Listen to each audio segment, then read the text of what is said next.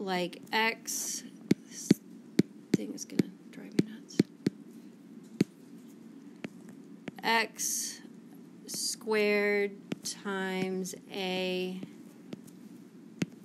plus 2 times a. And the first thing we asked ourselves was, how many terms are there in this polynomial, right? How many terms are there here? 2. There's just 2 because there's 2 things that are multiplied by addition, or that are separated by addition and subtraction. So we have this guy and we have this guy, and we see, and it's pretty clear that like a is a common factor in my 2 terms, right? Mm-hmm. So we can factor that out as our GCF and be like a times x squared plus 2. So really, I can do that regardless of what a is, right? So that process is pretty simple when like my GCF is a number or when it's a monomial or just a variable. But in reality, like if I have x squared, let's see, just give myself more room here, plus times a, that looks like minus, times a plus 2 times a. And we said that's a times x squared plus 2. So really, it doesn't matter what this a is. Like, whatever my GCF is, this factoring process would be exactly the same. So I'd have whatever my GCF is right here. And so, like I said, when that's like just a number or like a monomial, that process is fairly simple, and because it looks like the distributive property, right? Like what we're used to seeing when we distribute, just backwards. So if I, instead of that GCF being the GCF, if I said, okay, what if I have x squared times x minus 3 squared plus 2 times x minus 3 squared. Well, the process should be exactly the same, right? Because, again, I have 2 terms, this guy and this guy. And this actually plays into what the new content we're going to do today as well, like being able to recognize what your terms are. So the reason there's 2 terms here is that the only operation outside the parentheses, or sorry, the only addition outside the parentheses is that one in the middle before the 2. And that means that everything to the left of it only contains multiplication, and to the right of it, that only contains multiplication. It looks like it also contains subtraction, right? Because it says x minus 3. However, outside the parentheses, within that term, it's all multiplication. Like the subtraction is happening inside the parentheses, so it's just part of the factor. So like, for instance, like if I wrote 2 or 3 times 5 times 7, you guys agree that that's all multiplication? So if I write 3 times, well, 5 is equal to 2 plus 3, and 7 is equal to like 1 plus 6. Like, I haven't changed the fact that that's a multiplication problem. I just like made 5 and 7 look different, right? So when I write x squared times x minus 3 squared, even though there's subtraction within those parentheses, that's really just a multiplication problem, just like down here. We're just saying that x minus 3 is one of the factors, and it happens to look different than like a number. So this, I'm going to follow the same process I did on the top here. My common factor is x minus 3 squared. So that's going to come out to the front. And then times, so my GCF times, well, if I take my GCF out of that first term, I have x squared, and taking it out of the second term gives me that plus 2. So do you guys see kind of the pattern here? Like we're following the same process. So you want to kind of think, what is my GCF? And then to factor out a GCF, it's your GCF times whatever is left over in parentheses. And thinking about it in terms of the distributive property, like I said, if we think about distributing this A, like that makes pretty good sense because it looks like problems we're used to using the distributive property on. But the same thing is true here. Like if you take this whole thing and distribute it like so, well, x minus 3 squared times x squared gives me that first term, and x minus 3 squared times 2 gives me that second term. So it looks really different than how we usually distribute, but it's that same exact idea. So then if we take this a little further, because like the problem you guys did, like the exponents were different, right, on the x minus 3. So if we instead said I have x squared times x minus 3 squared plus 2 times x minus 3 to the third. Well, again, I still have two terms, and I want to look for common factors in those two terms. Well, do you guys agree that like x minus 3 to the third is just x minus 3 times x minus 3 times x minus 3? So I can rewrite this as x squared times x minus 3 squared plus 2 times x minus 3 times x minus 3 squared.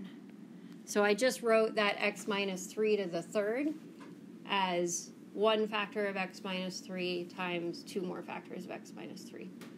So just breaking off that factor of x minus 3. So now we can see our GCF just like we could see it over here, that in my two terms I have a common factor of x minus 3 squared. So we're going to factor that out.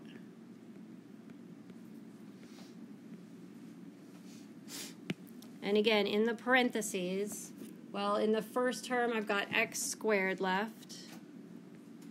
And in this, I have addition between my two terms. And then in that second term, I have 2 times x minus 3. And then you can simplify within that factor, like inside that big set of parentheses, we could distribute the 2 to simplify the factor itself. We don't have to, but we could. And then if you find yourself having trouble as far as, so like once you identify the GCF, everybody's pretty cool with putting the GCF in front. If you find yourself having trouble with like what goes next, like what goes in those parentheses, like you can literally take your eraser and like if you take the GCF out of the first term and you take the GCF out of the second term, like what you have left is what goes in the parentheses after your GCF every single time. So if you're getting mixed up about that part of it, just write it down and like literally erase, and that way you can see it a little bit more clearly, like before you have to like write it again. Does that help as far as that problem goes? Yeah. It's just getting used to like a new way of looking at like factoring out a GCF. What we're doing here is really the same as when you guys factor by grouping, and you have like, if you have like 3x to the third plus 3x squared plus 2x plus 2. When you guys factor by grouping, you factor out this 3x squared, and you have x plus 1. And then you factor out a 2, and you have x plus 1. And then I think we're all really, like, we get in the pattern of just following sort of the process of like, oh, it's x plus 1 and then the 3x plus 2.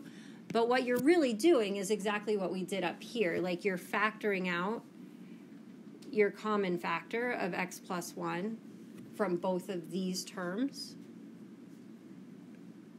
So if we say they both have an x plus 1, we put our x plus 1 in the front, And then in parentheses, taking the x plus 1 out of the first term and taking it out of the second term is what gives us that 3x squared plus 2.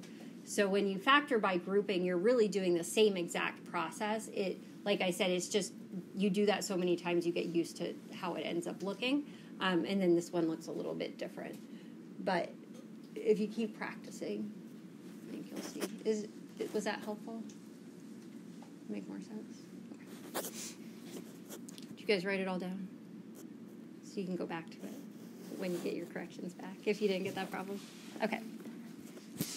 So let's start talking about equations. So the good news with solving equations using factoring... William, do you have a question? No, okay, cool. The good news about solving equations using factoring is that it's really just more factoring. Like, there's going to be one extra step to get us actual solutions to the equation, but for the most part, we're just doing more factoring. So one thing to keep in mind is that you want to be really careful about if you are factoring a polynomial or if you're solving an equation. So when you solve an equation, you're actually getting like x equals a number, whereas like these problems that we've been doing the past couple days, you're just factoring a polynomial, right? There's no equation there because there's no like equals anything. Once we start solving equations, it's easy to get the two mixed up. So be sure that in every step that's not an equation, you don't have an equation, and then every step that is an equation, you have an equal sign in it and two sides. So let's start with sort of a simple guy here. So I want you guys to think of this not in terms of, like, what do I have to do to solve the equation, but in terms of just what the equation is saying. So this statement says that 3 times some number is equal to 0. So without doing any addition or subtraction or multiplication, like just what you know about multiplication, like what does x have to be? 0. It has to be 0, right? Because the only way to get 0 by multiplying two numbers is if one of them is 0. So the solution to this equation is x equals 0, which we could have gotten by dividing both sides by 3, but in reality, we can just use everything we know about multiplication to say, okay, well, if 3 times something is 0, that something must be 0. And what we just used there is called the principle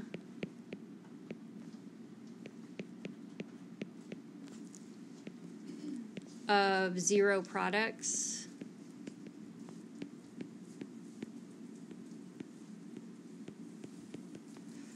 Also known as the zero product property.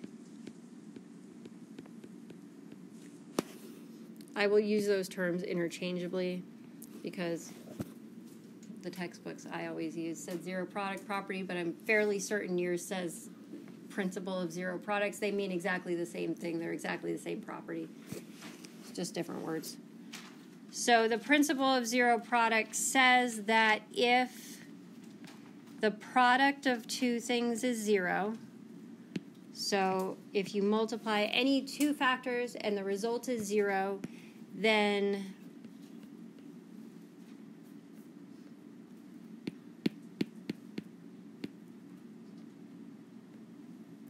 A is equal to 0 or B is equal to 0. So if you multiply two factors and the result is 0, then one of the factors has to be 0. Or they could both be 0. Like if A and B were both 0, that would work too. But either one of them will be a solution to this equation, like on its own. So if A was equal to 0, it wouldn't matter what B was. It would make the equation true. And if B was equal to 0, it wouldn't matter what A was. It would still make the equation true. And so separately, those are both solutions to this equation. One thing we're going to find when we get, now that we're starting to solve equations that are not linear, so that have like exponents on the variable, is that we can get more than one solution. Like when we solve linear equations, either we got x equals one number or there's an infinite number because it's all real numbers, or there's no solution. Those were like the only possibilities. When we solve other equations, we can get x equals 2 and x equals 3, and both of those can be two separate solutions to the equation and work just fine. So when we solve using the principle of zero products, we want to ask ourselves two questions. Do I have 0 on one side, and do I have a product on the other?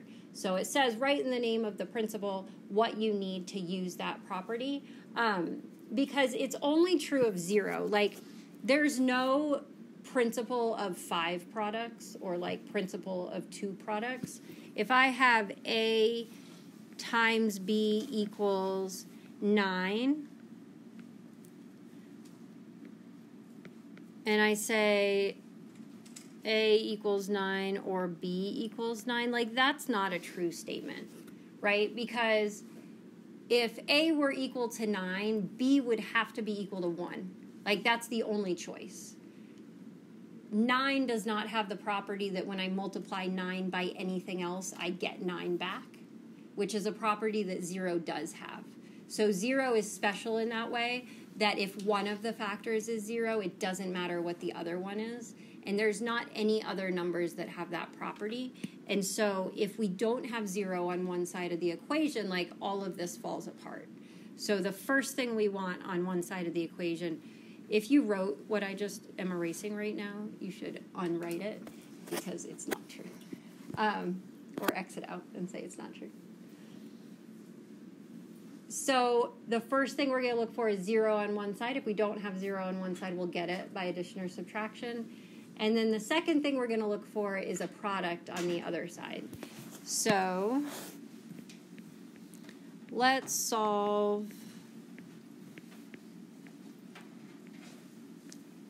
9x squared plus 8 times 4x minus 9 equals 0. So I always ask myself two questions. Do I have 0 on one side? You want that first? Yes. Yep. And then, so once I have 0 on one side, do I have a product on the other side?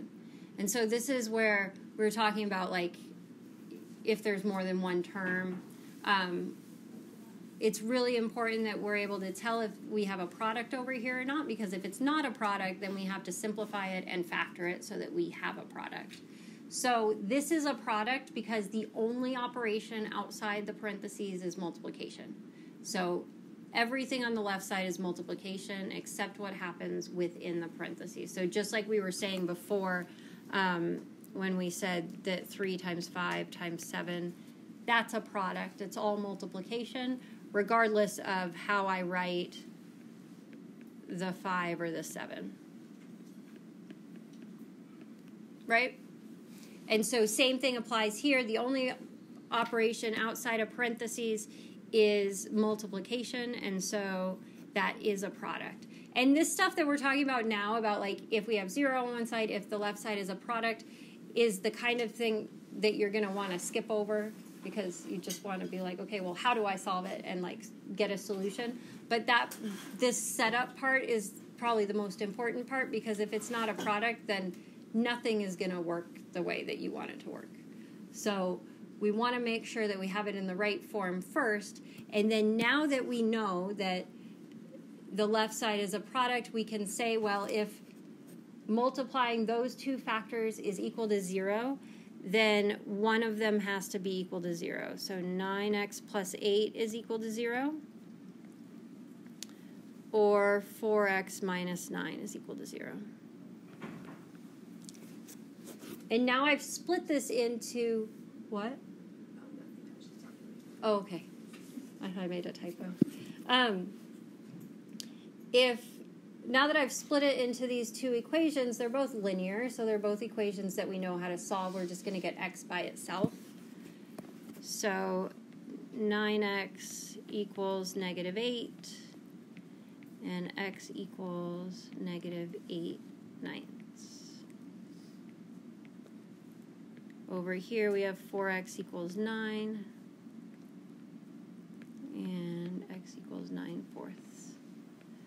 So those are my solutions, and notice that if we plugged in -8/9, that would make the first factor 0, so it wouldn't matter what the second factor was, and vice versa. So on their own individually, these are both solutions to the equation. So I can plug -8/9 in for both of the x's, and it makes the equation true because we don't care what it makes that second factor. And then same with the 9/4. So this equation has two solutions. In my math lab, they have you separate them with commas, like so. And we're going to talk about that more in a second, but before I switch pages, I want to let you know that we always put one like this on the test, and it's the one that people get wrong because they multiply it out and then try to factor it, and they're like, oh my gosh, this AC is so big, this is so unfair. It's already factored. You just have to set both factors equal to 0. So look out for that on the test, because I always feel bad when people get it wrong, because it's supposed to be the easy one. Does that make sense? Okay. So let's talk more about this solution thing. When you do this on a test or on your written homework, like, you can stop right there. So the only reason I'm really talking about this is because my math lab wants you to separate your answer with commas. When you do this, do not put parentheses around your answers. And this is one of those things in math that, like, it seems like a really minor thing because you're like, they're just two little lines, come on, lady. But really, there's a very large mathematical difference between these. And I want to go over it a little bit because we're going to see more and more different types of equations, and what the solutions look like are important as far as understanding what we've actually done when we solve it. So if I take the equation like x minus 3 times x plus 5 equals 0, and I solve that, I say, okay, I have 0 on one side, I have a product on the other, and so I can set each of my factors equal to 0.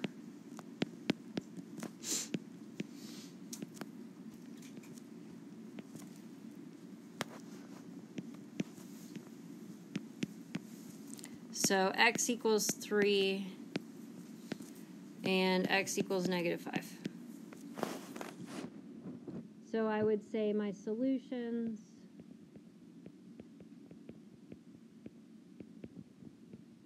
are x equals 3 and -5, and I didn't put parentheses around them.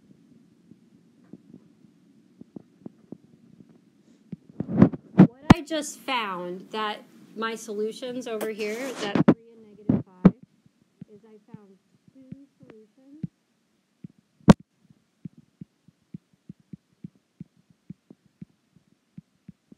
to an equation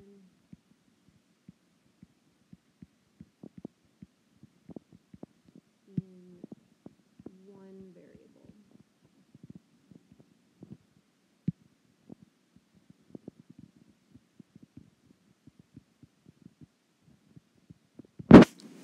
So when I say the equation is in one variable, I mean that the equation only contains a single variable. So it only contains x. It doesn't contain y or z or w or anything like that.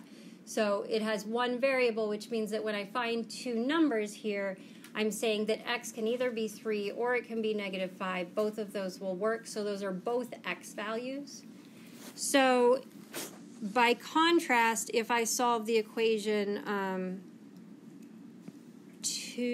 3x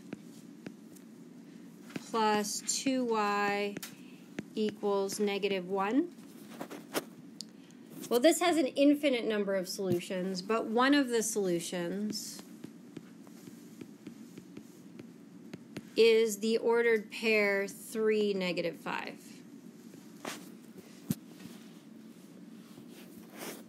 And what I just found there is I found one solution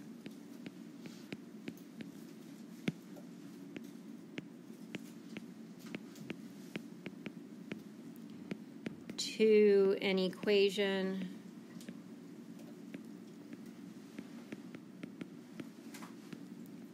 in two variables.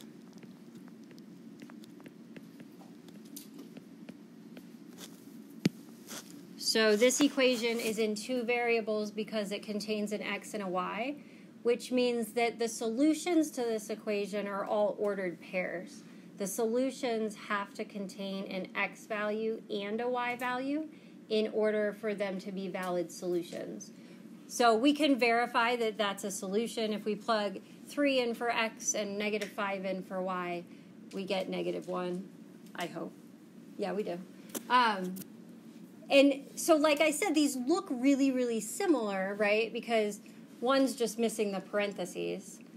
But they mean two very different things, right? If I were to go like this, that would be saying that x is 3 and y is negative 5, but my equation doesn't have a y in it, right? So I know that sometimes it seems really arbitrary when we're like, oh, put that in parentheses and don't put that in parentheses. But it's really because like we're trying to represent two very different things. And they look slightly different, but the fact that they're different is how we distinguish between them.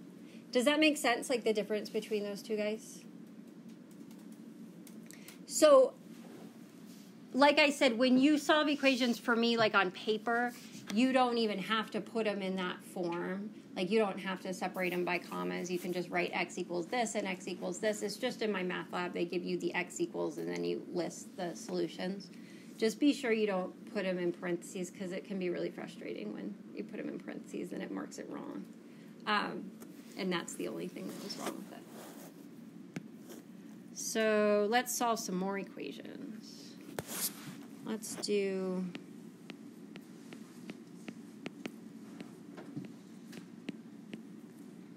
How about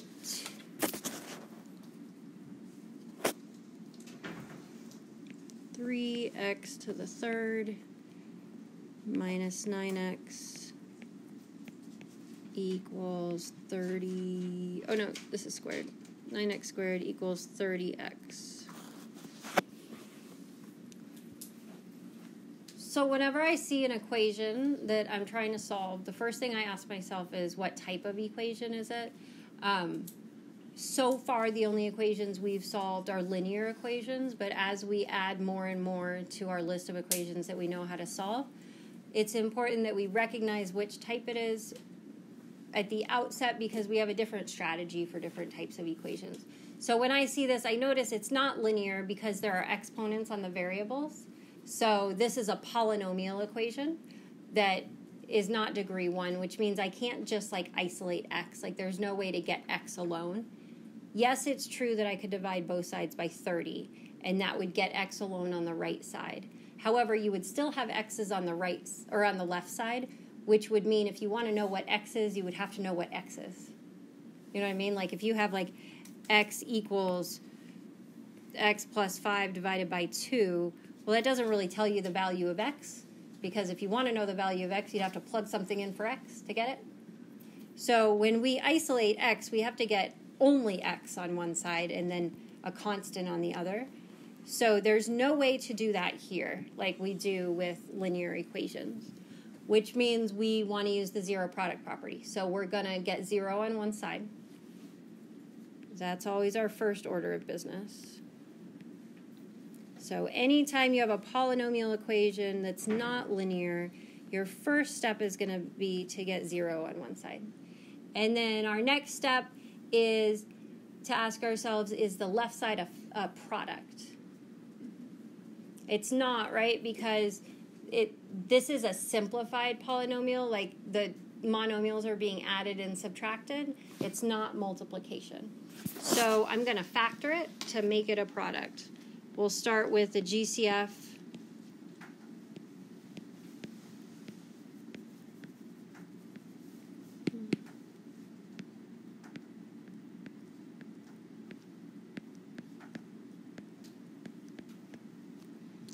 And then, so from now on, I'm going to use shortcuts. When you guys know the shortcuts, you can use shortcuts too.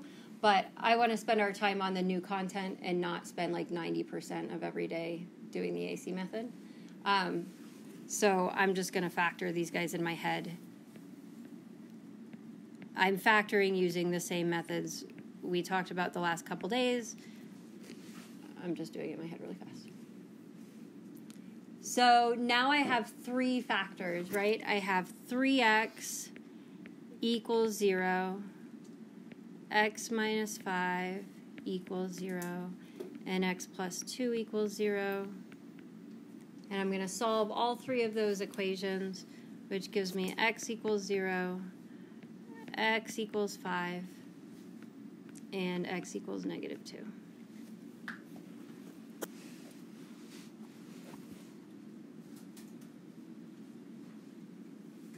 Does this process make sense? It's not too bad. And you can do like all your factoring like over on the side. So just like if you took 065, like just like you guys learned how to do prime factorization, right? And then once you learned how to do it, when you actually used it to simplify fractions, like you did your factor trees like over there. So same thing with factoring polynomials. You don't have to try to fit it all in here. One thing I want to be really clear on is that each step of these should be an equation. So you don't want to leave that equals 0 off. A lot of people do, and they think that because it's just annoying to write it in every step, and they're like, oh, I'll remember to put it back later. I can tell you from experience, at some point you will not remember to put it back later, and it'll suck when you get your test back. So like I've had multiple people like leave that equals 0 off, and then at the end not remember that they were solving an equation and just leave it as like a factored polynomial. So for your own good, please write equals 0 in every step. So we should do one like this. Let's solve x times x minus 6 equals negative 9. Do I have 0 on one side? Nope, so I better add 9 to both sides.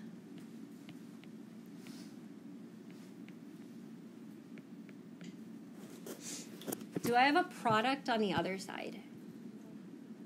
I don't, right? So this is where what we've been talking about as far as recognizing if something's factored or not is important, because x minus 6 is a product. That's true. But because there's that plus 9, the whole left side is not multiplication. There is addition outside the parentheses. So the only way I'm going to get a product there is if I distribute that x and then factor the entire left side. So it seems sort of like we're unfactoring and then factoring, but that's so we can include that plus 9. So we have x squared minus 6x plus 9 equals 0. And now we'll factor. It factors into x minus 3 times x minus 3 equals 0. We have two factors. We'll set them each equal to 0. But they both give me the same solution because those factors are the same. We call this a repeated solution, or we say it has multiplicity 2. You don't have to write it twice. So if any of your factors are the same, you can just set it equal to 0 once. You don't have to do it multiple times. Good? Okay, we have one more problem to do. I promise it'll be fast. We're going to find the domain.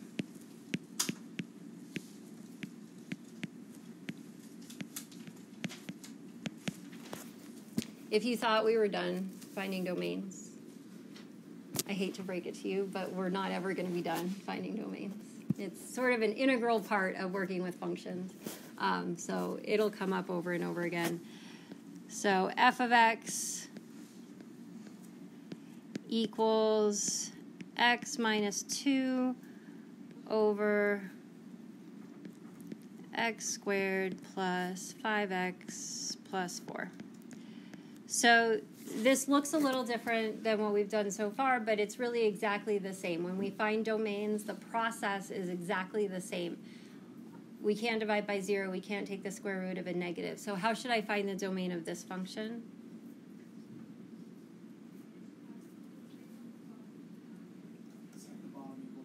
Yes. So don't worry about how you're going to solve it. Whenever you have a function that has a fraction in it, the denominator cannot be equal to 0, no matter what that denominator is. So the denominator cannot be equal to 0. And then we're going to solve that the same way we solve equations. So this is just like a not equals instead of an equals. So we'll factor the left side. It factors into x plus 1 times x plus 4. And that means that x plus 1 cannot be 0, and x plus 4 cannot be 0. So x cannot be negative 1, and x cannot be negative 4. So that means that x can be less than negative 4. So anything from negative infinity to negative 4. It can be between negative 4 and negative 1. And it can be greater than negative 1. So this is just like what we did when the denominator was like x plus 2, but there's just more than one restricted value. There's more than one value that we have to exclude. And the interval notation always looks the same when you're excluding individual values. It's just up to that value, don't include it, union starting up again on the other side. I could have like x is not equal to like 20 numbers, and it would look the same. We'd go up to the first one, skip it, go up to the second one, skip it, etc. Remember not to forget the middle interval, so the in-between the two numbers, because we don't want to exclude what's in between them. We just want to exclude those two values. So tonight you guys have homework out of the textbook and then also my math lab. I have yesterday's homework graded.